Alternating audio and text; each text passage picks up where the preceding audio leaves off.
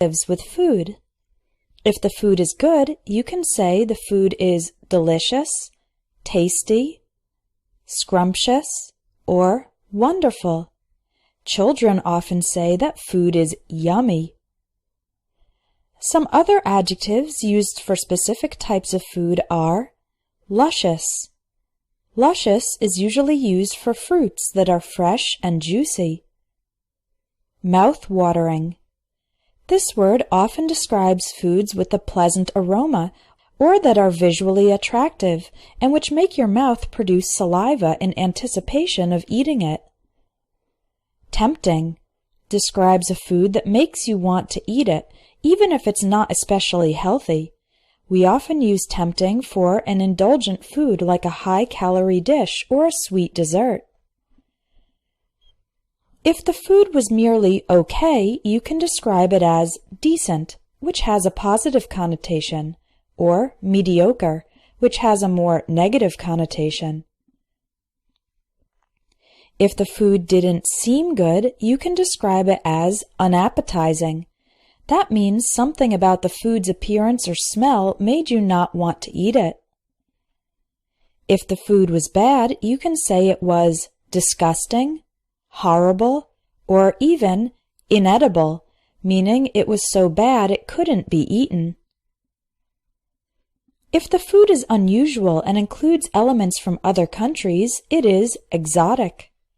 High-quality food can be described as gourmet or fine food.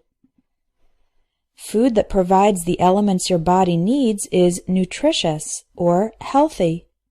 Food that isn't good for you is unhealthy. Another term for unhealthy food is junk food. If a particular food fills your stomach and satisfies you, you can say the food is filling.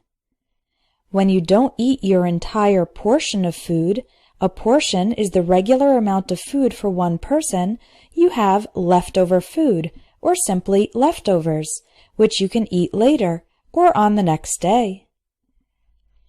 If food is fresh, it means it's new and good to eat. Many supermarkets have a section for frozen food, which is stored in the freezer at very low temperatures so that it stays good for a longer time. If a food is past its expiration date and is no longer safe to eat, it smells or tastes strange, then the food has gone bad. You can also say it's spoiled. When food is very old and starts decomposing, it is rotten. Food that stays good for a long time is non-perishable, such as rice, beans, sugar, etc. And food that has the potential to go bad quickly is perishable, such as fruit, meat, etc. Organic food is grown in a natural way without using dangerous chemicals. There's also processed food, which has gone through a lot of changes in factories. Perhaps the best kind of food is homemade. Homemade food is food that is prepared at home in a traditional way by a real person. Now let's look at some verbs. Of course, the most common verb we use with food is eat.